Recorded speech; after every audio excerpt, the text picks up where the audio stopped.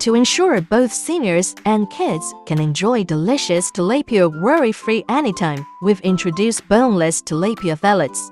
We select the finest meat from the fish, marinate it beforehand for convenience. Take our black pepper tilapia fillet, for instance.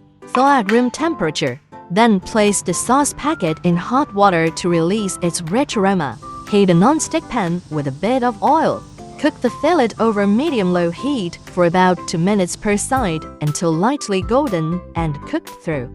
Plate the fillet and pour the sauce over it, or use an air fryer at 356 Fahrenheit for 13 minutes, or oven at 356 Fahrenheit for 14 minutes. The cooked fillet is tempting, tender, and juicy, low in fat, and bone-free for worry-free eating.